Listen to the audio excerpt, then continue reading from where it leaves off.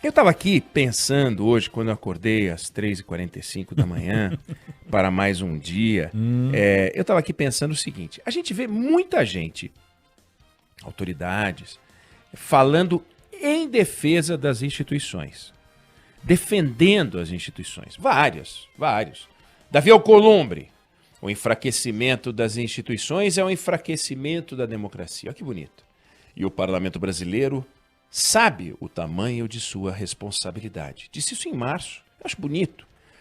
Dias Toffoli, ex-presidente do Supremo Tribunal Federal. Nesses 2 anos, período em que ele passou à frente do Tribunal e do Conselho Nacional de Justiça, trabalhamos intensamente para cumprir nossa missão constitucional e defender, né, a Constituição, as instituições. O presidente Bolsonaro, quando não fala contra, né, naquelas manifestações que já fez várias manifestações também a favor das instituições, Rodrigo Maia.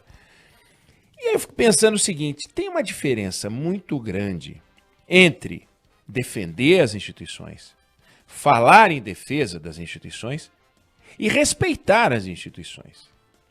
E eu fiquei pensando o seguinte: será que se as pessoas, as autoridades, os homens públicos, as mulheres públicas, que saem em defesa das instituições, se elas, em vez disso, respeitassem as instituições sempre que estão diante de um dilema, será que a gente não precisaria cada vez menos de declarações em defesa das instituições, porque aquelas que saem em defesa são, na verdade, a causa maior da necessidade de declarações desse tipo? Parece meio maluco, mas o fato é, porque estas pessoas fazem coisas estranhas, é que vira e mexe, uma delas fala em favor das instituições.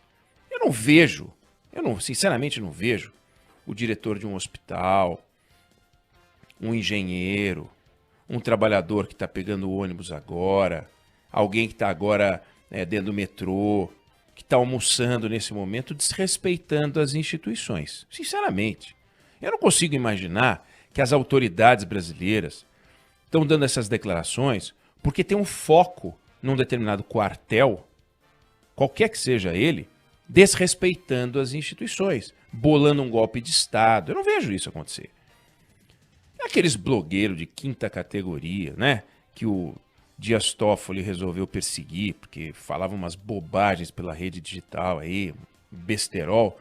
Aquele povo ali não tem a menor importância e nem tem condições de praticar nada que realmente agrida as instituições. Ainda que ele tenha feito um carnaval, acionado um ministro do Supremo, sem envolver a Procuradoria-Geral da República, etc. e tal. Por que eu digo isso? Quem está desrespeitando as instituições no Brasil são aqueles que falam em defesa das instituições. Eles não respeitam as instituições do jeito que eles pregam nas suas declarações em favor das instituições. Acabei de citar o caso do Dias Toffoli, que ignorou completamente os protocolos ao abrir um inquérito, porque queria, em defesa do Supremo Tribunal Federal, alegando qualquer coisa ao arrepio da Constituição, interpretando, porque o ministro do Supremo não faz nada ao arrepio da Constituição, porque eles decidem as coisas, né? Mas o fato é, ele abriu o inquérito, não envolveu a Procuradoria-Geral da República, não pode, ele sabe que não pode. Mas como é que eu faço para poder? Faz desse jeito. Bom, então, aí depois sai em defesa das instituições, mas que fez e deixou e desrespeitou a Procuradoria-Geral da República e o próprio Supremo Tribunal Federal, que ele deveria defender, desrespeitou. O nosso presidente do Senado, Davi Alcolumbre, está escrito com uma clareza cristalina que não pode a reeleição para presidente do Senado Federal e nem Câmara dos Deputados. Não pode. Artigo 57 da Constituição, parágrafo 4º, diz que as casas vão se reunir em sessões preparatórias a partir de 1º de fevereiro, no primeiro ano da legislatura, o que aconteceu no ano passado, para posse de seus membros e eleição das respectivas mesas, deixando claro que não é para eleger a mesa de madeira, tá? Porque depois os caras fazem uma leitura literal eleger a mesa. Não, uma coisa é a mesa, outra coisa sou eu. Para um mandato de 2 anos, vedada a recondução para o mesmo cargo na eleição subsequente. Quer coisa mais cristalina? Vedada a recondução para o mesmo cargo na eleição subsequente. Não pode. Não pode. Tem lá uma senadora, amiga do Davi Alcolumbre, que apresentou uma PEC agora para emendar o artigo 57, que é uma discussão, inclusive, de cunho ético. Quer dizer, ele foi eleito para não ser reeleito. Ele foi eleito para não ser reeleito. E agora faz uma PEC para se reeleger. Que queira uma PEC para reeleger o presidente do Senado, tudo bem, mas valendo para aquele que foi eleito para não ser reeleito? Patético. Patético. Mas ela apresentou, senadora Rose de Freitas. A Advocacia Geral da União, se manifestando sobre esse assunto, que a Constituição deixa claro que não pode, fala, não, isso é um assunto interno do Senado. Como assim? A Constituição agora não vale no artigo 57? Os advogados do Senado, funcionários públicos, defenderam a reeleição por semelhança ao Poder Executivo. Se o presidente pode ser reeleito, se o governador pode ser reeleito, se o prefeito pode ser reeleito, por que não o presidente do Senado? Cristo do céu. O presidente, o governador e o prefeito são reeleitos não por um colégio eleitoral formado por iguais, por pares. Não é o presidente não é eleito por presidentes, o governador não é eleito por governadores, o prefeito não é eleito por prefeitos. Presidente, governador e prefeitos não podem ser comparados a esse caso, porque eles são eleitos pelos eleitores, pessoas que vão às urnas e decidem escolher alguém, um mandatário. Como elegem o senador, que aliás também é um voto majoritário. O senador pode ser reeleito várias vezes seguidas, não tem problema nenhum, eleição a cada 8 anos. Mas eleição pelos pares para a mesa, comparar com a eleição de presidente, é uma piada sem graça, que deveria ser censurada pelo Davi Alcolumbre. Olha, eu queria dizer o seguinte, eu defendo a reeleição para presidente do Senado, mas não vai começar comigo. E é tão grave o ataque que ele faz, embora fale o enfraquecimento das instituições é o enfraquecimento da democracia, e ele está ajudando a enfraquecer, é tão grave que ele deixa de votar medidas da maior importância, entre as quais o veto do presidente da República, que, se derrubado, impede o encarecimento da folha de pagamento de 6 milhões de brasileiros. 24 milhões de pessoas, são 24 milhões de pessoas nas famílias desses 6 milhões de empregados, que podem perder emprego, vários deles. Uma multidão, podemos ter uma onda de desemprego. Mas não, como ele está conchavando para se reeleger, ele deixa isso de lado. Está defendendo as instituições? No gogó tá. Está respeitando as instituições? É de se perguntar se sim ou se não. Que decida quem me escuta. Aí vem o senhor presidente da República, junto com o presidente do Supremo Tribunal Federal, e ele, presidente, encarregado de indicar o ministro da Suprema Corte, e o outro, Dias Toffoli, que não tem nada a ver com quem será seu colega, se encontram com o candidato. Aí eu fico imaginando aos jovens que vão prestar vestibular o que pensariam de ver um aluno já com a testa escrito vestibular 2021, primeiro lugar na FUVEST, primeiro lugar na UFRJ, primeiro lugar na UFMG, nem teve o vestibular, o cara já tá todo pintado, com o cabelo cortado, sentado do lado do diretor da faculdade. Que acha? É absurdo. Cadê o respeito às instituições, senhor Toffoli, senhor presidente Jair Bolsonaro? O senhor indica o Cássio Nunes? Indicou. O Senado tem que sabatinar.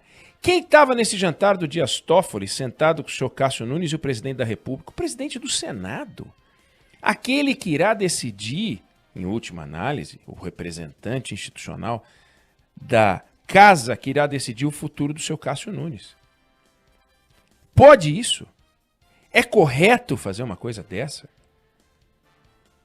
De um tempo para cá, de um bom tempo para cá, desde o governo Lula, a cerimônia, a solenidade para a escolha de ministros do Supremo Tribunal Federal deu lugar a uma campanha.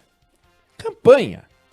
Então, não foi assim com o César Peluso, não foi assim com o Brito, não foi assim com o Joaquim Barbosa, mas começou uma onda, como se fosse uma campanha para a Academia Brasileira de Letras, com visitações dos ministros do Supremo aos senadores, aos políticos, a governadores, para construir a sua candidatura. O que é isso?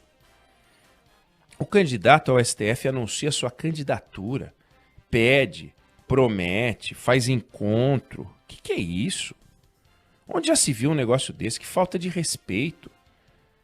Nós estamos, sabe, perdendo a compostura. Não pode fazer uma coisa dessa. E não se trata de ferir o Código Penal, não se trata de ferir a Constituição, não se trata de ferir, mas se trata de uma conduta altamente questionável.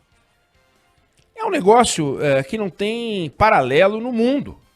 Não tem paralelo no mundo. O presidente da República declarou anteontem que ele colocaria no Supremo, na próxima vaga, um ministro terrivelmente evangélico. Aquele que deveria ser nessa vaga, mas que ele colocou o Cássio Nunes. E quem sabe, ele disse, um pastor no Supremo Tribunal Federal. Vê se pode o presidente da República dizer que vai colocar um pastor. Queria lembrar ao presidente da República, queria lembrar a quem nos escuta, que o Supremo Tribunal Federal, em 1957, teve um ministro chamado Antônio Martins Vilas Boas, que foi colocado pelo presidente Juscelino Kubitschek, que saiu em 1966, que era diácono da Igreja Batista. Diácono da Igreja Batista. Ele era um batalhador da fé, era um defensor da causa cristã, era um servo do Senhor, era terrivelmente evangélico, acreditava na Trindade, na Santíssima Trindade, na natureza humana e divina de Jesus, ele acreditava. Na salvação através da fé. Ele acreditava na autoridade das Escrituras, na infalibilidade, como é que fala? Infalibilidade. Das Escrituras. Acreditava em tudo isso. Mas quando ele sentava lá na cadeirinha dele de ministro, não era cadeirinha, né? Que ministro Supremo não tem cadeirinha, tem cadeirona. Quando ele sentava na cadeirona dele de ministro do Supremo, a fé ficava num canto e a Constituição é que ele abria, não eram as Escrituras. Ele não abria a Bíblia, ele abria a Constituição brasileira, que era outra Constituição, não era essa Constituição. Era a Constituição de 1946. Mas era com aquela que ele trabalhava, e não com as Escrituras. Então, um ministro do Supremo terrivelmente evangélico, nós já tivemos. Antônio Martins Vilas Boas, vale a pena levantar. Mineiro, foi delegado de polícia, promotor de justiça, foi juiz, foi prefeito de Araxá, foi procurador-geral de Minas Gerais, foi desembargador do Tribunal de Justiça e foi ministro do Supremo Tribunal Federal. E não foi escolhido pelo presidente Juscelino Kubitschek porque era pastor, na verdade diácono. Ele foi escolhido por sua carreira admirável, e é assim que tem que ser. Como foi escolhida a primeira mulher no Supremo Tribunal Federal, ministra Ellen Grace, o primeiro negro, o ministro Joaquim Barbosa, e pode ser também o primeiro pastor, alguém que seja terrivelmente evangélico, mas que, sobretudo, seja terrivelmente constitucionalista. Isso é o mais importante. Não importa se é a favor da segunda instância, trânsito em julgado, pouco importa. Tem pessoas de notável saber nas duas pontas. E temos agora, só para a gente encerrar, um desafio que a gente tem que acompanhar, que deu uma decotelada no currículo do ministro do Supremo. O que é isso, Débora Alfano? O que aconteceu? O ministro disse que fez uma pós-graduação que ele não fez? Como é que é isso? E aí, como é que vai ficar? Ele vai para o Supremo Tribunal Federal, mesmo com essa impureza no currículo dele? O Decotelli vai voltar e falar, pera, como é que é isso? Eu perdi meu emprego de ministro da Educação por muito menos, vai. Esse aí, ele quer ser ministro da Suprema Corte Brasileira e o currículo dele não traduz aquilo que ele fez, aquilo que ele escreve no currículo dele não traduz o que a vida dele é, e ele vai passar pela sabatina do Senado. E aí, como é que isso fica? Bom, vamos acompanhar essa história, que é a história que vai correr, isso vai pegar ainda, mas vamos pensar, e eu queria deixar essa mensagem, viu, dona Ivone Kakinoff, que se aqueles que defendem a Constituição, que falam em defesa da Constituição, passarem a respeitá-la, talvez um número menor de vozes precise defender a Constituição, porque são essas mesmas vozes que precisam ser lembradas de que a Carta Constitucional é feita para ser respeitada.